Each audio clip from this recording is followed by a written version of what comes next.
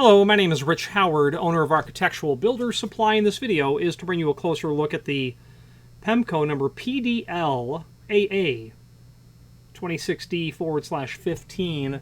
This is a door guard is what it is. This is the newest evolution of the PDL, the privacy door latch. It's not really a latch at all, but the PDL was Pemko's part number for their relatively new style of chain door guards or bar door guards. You could have had a chain on your door as a child. You certainly would have seen them on hotel room doors many years ago.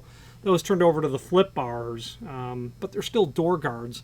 This is a door guard. I wouldn't use the term latch at all because this doesn't latch, nor does it operate like a latch.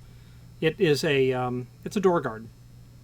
However, while it's not a latch, it is a great evolutionary step in the world of door guards, as was its predecessor, the PDL. This is the PDLAA. I don't know what the AA stands for, except it is aesthetically different. If I was going to say anything, I'd say probably there's less material to it. There's a large hole here where that used to be solid. It is redesigned over here, a little bit more sculpted sort of handle. Is what you see here. Asa Abloy written in there. Oops. A European company, and has been for a real long time, or at least Asa and Abloy. And under that Asa Abloy umbrella are lots of companies, far too many that I couldn't possibly know them all. But Pemko is one of them. Pemko's sister products would be Rockwood, Hess, Adams Wright, Sargent, Yale, Corbin Russwin, Medico, all kinds of other companies that I'm just not thinking of.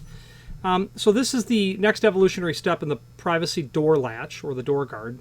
Why they've redesigned it, I don't know. I'm tempted to say that it's less expensive because I believe it weighs less than its predecessor.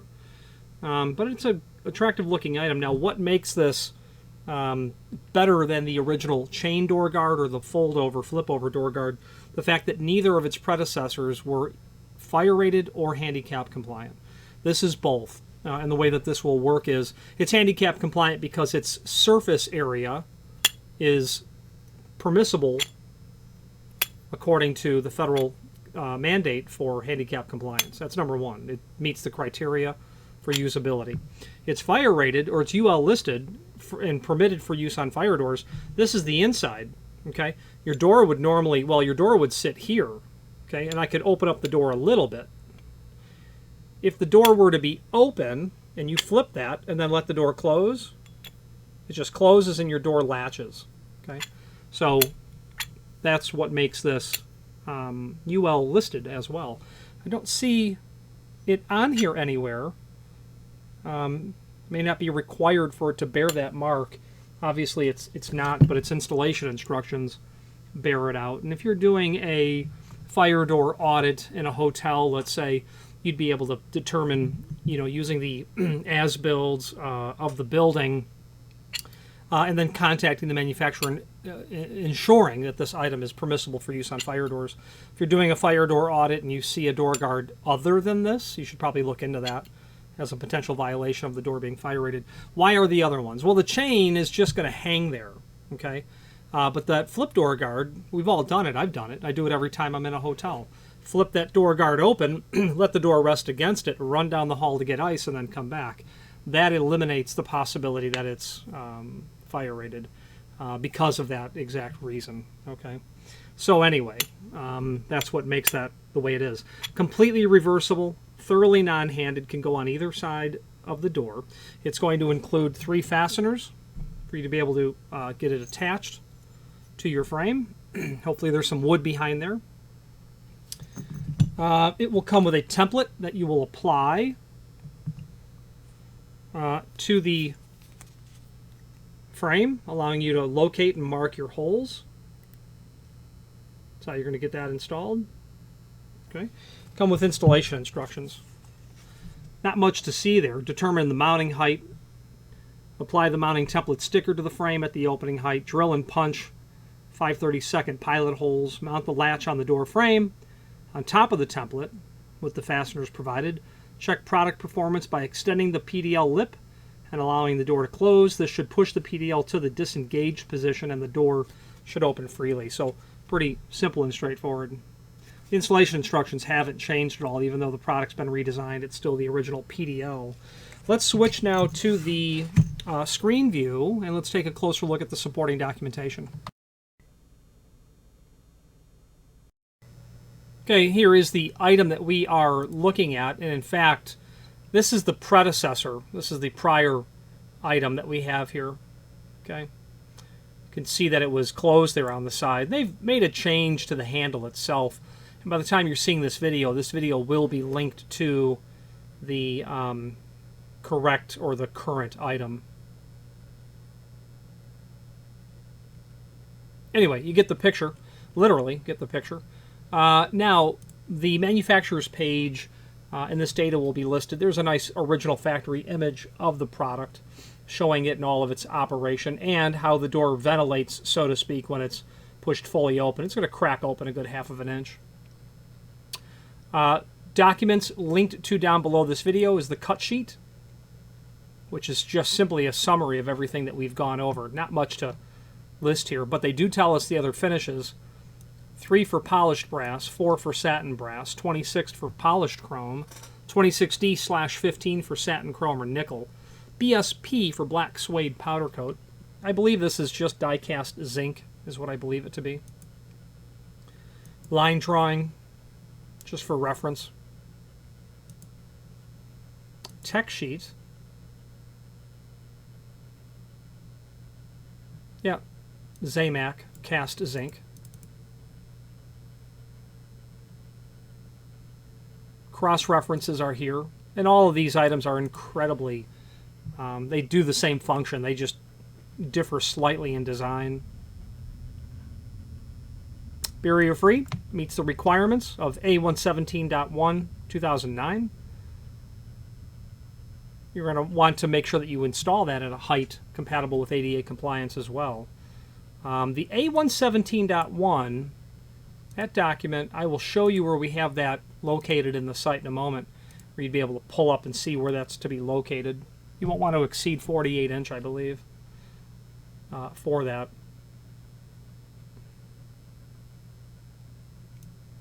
Does not require more than 5 pounds of opening force.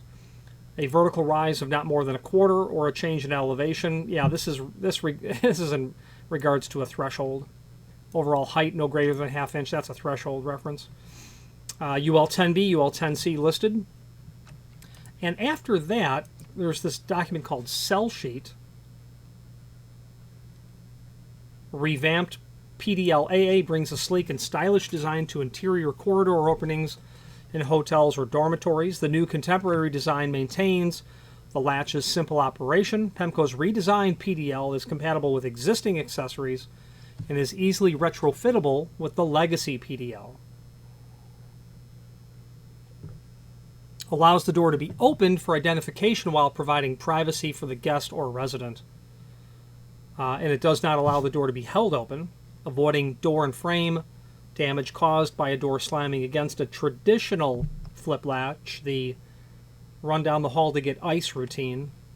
Silicone bumpers on the latch provide additional protection to the door. That's true. Underneath the, well, we can't see it at all, but underneath here, right here and right here, a couple little inserted silicone mutes for the door. If the door were to make contact with it.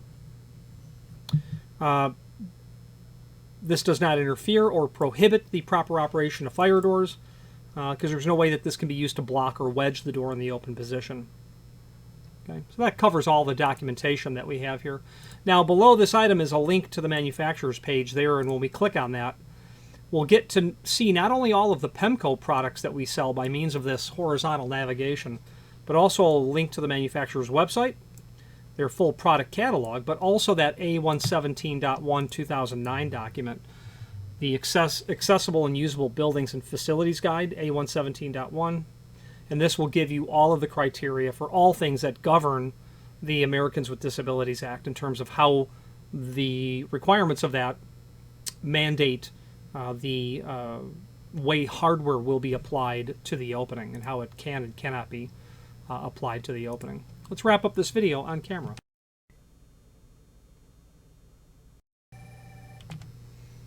In conclusion, nice quality looking item. There are those little silicone mutes that we mentioned earlier, so if the door comes and makes contact with it.